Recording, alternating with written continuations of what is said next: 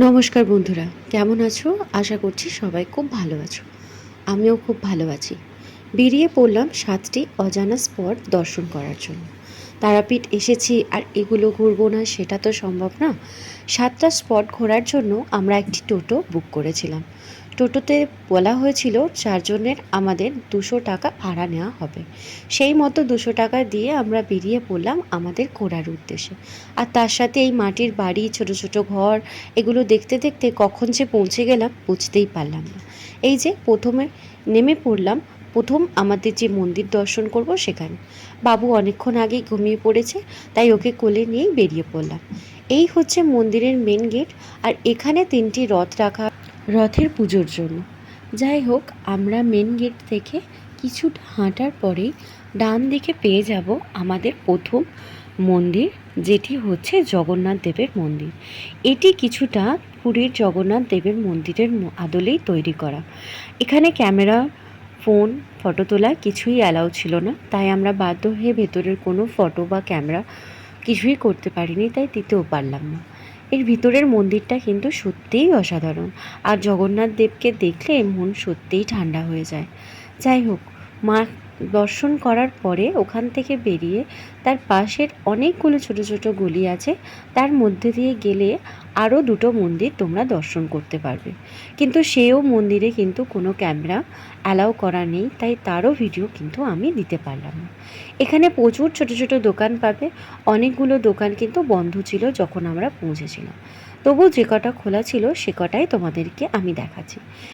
এবার যাব আমাদের আর একটি মন্দির, যেটা হচ্ছে ইস্কনের মন্দিরের আদলে তৈরি করা শ্রীকৃষ্ণের মন্দির। এটি একটি রাধারানী আর কৃষ্ণের মন্দির, খুব সুন্দর, মন একদম শান্ত হয়ে যাবে এই মন্দিরটি দেখার পর।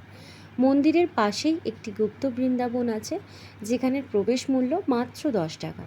এর মেন মন্দিরের ভিডিও করা নিষেধ ছিল বলে আমি কোনো ভিডিও করতে পারিনি। বাইরে থেকে যেটুকু মন্দির তোলা যায় সেটুকুই তোমাদের সাথে শেয়ার করলাম, কিন্তু ওই বৃন্দাবনের ভিডিও করা যাচ্ছিল, তাই আমি তোমাদের সাথে সেটি একটু ভাগ করে নিচ্ছি।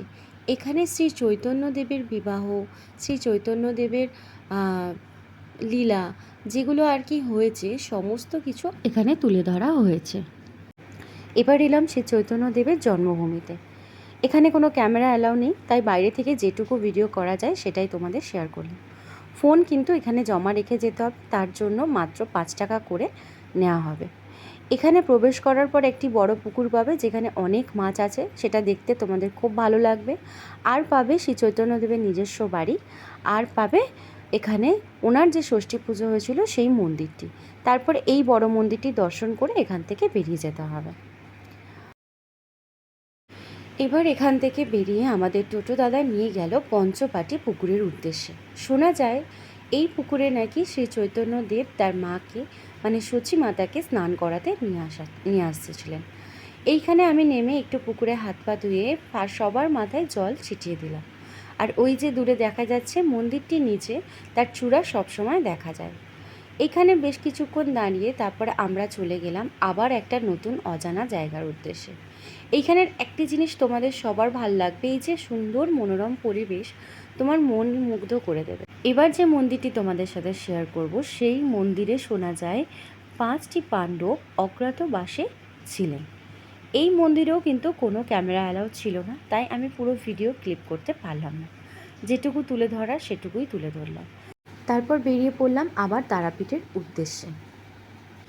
ওখানে 7টি স্পট ঘুরে আসার পরে তোমাদেরকে আগেই বলেছিলাম আমি আরও 2টো স্পট, নতুন স্পট, যেটা তোমাদের দর্শন করাবো। এটি একটি জগন্নাথের মন্দির, এটি একটি আশ্রম বলতে পারো। আশ্রমে এই মন্দিরটি করা হয়েছে। উপরের যে মন্দির, সেই মন্দিরে কোনো ভিডিও অ্যালাউ নেই, তাই আমি করতে পারলাম না। মন্দিরের পাশ থেকে একটি সিঁড়ি নেমে গেছে, ওই যে সিঁড়িটা দেখা যাচ্ছে, ওখান থেকে নেমে এলে কিন্তু তোমরা তলাতে এই মন্দিরটি পাবে। এটা অ্যাকচুয়ালি মন্দির না, কিছু শ্রীকৃষ্ণের লীলার ছোট ছোট চিত্রপট করে বোঝানো হয়েছে। এই ঠিকানাটা আমি ভিডিওর লাস্টে তোমাদেরকে বলে দিচ্ছি। ওই দিনকে অনেক রাত হয়ে যাওয়ায় এই দিকটা আর আসা হয়নি, তাই আজকে সকালবেলা, পরদিন সকালবেলা তোমাদের সাথে শেয়ার করব বলে চলে এলাম এই নতুন আর একটা স্পটে। এটিও আমাদের হোটেলের কাছাকাছিই ছিল। এটি হচ্ছে মুন্ডমালিনী ঘাট। এখানে মা স্নান করতে আসতেন, মুন্ডমালা খুলে এখানে স্নান করতে, তাই এই ঘাটটির নাম মুন্ডমালিনী ঘাট। এখানে অনেক ছোট ছোট মন্দির পেয়ে যাবে, মন্দিরে তোমরা পুজো দিতেও পারো। এবার তোমাদের ঠিকানাটা বলে দিই। ঠিকানাটা হলো মা তারার মন্দিরে যাবার যে মেন গেট, তার অপোজিটে একটি গলি চলে গেছে। সেই গলি দিয়ে বেশ কিছুটা যাবার পরেই কিন্তু এই মন্দিরগুলো তোমরা পেয়ে যাবে। ওখানে টোটো দাদারাও দাঁড়িয়ে রয়েছে, তাদেরকে জিজ্ঞাসা করলেও কিন্তু তোমাদের পৌঁছে দিতে পারবে, তবে হেঁটেও আসতে পারো। তো আজকের ভিডিও এখান পর্যন্ত। আশা করছি তোমাদের ভিডিওটা ভালো লেগেছে। অজানা কিছু তথ্য জানার জন্য আমাকে কমেন্ট করতে পারো, আর অজানা কিছু জানানোর জন্যই আমার এই ভিডিও। আশা করছি তোমাদের খুব ভালো লেগেছে। আজকের মতো আসি, আবার দেখাবে অন্য কোনো ভিডিও।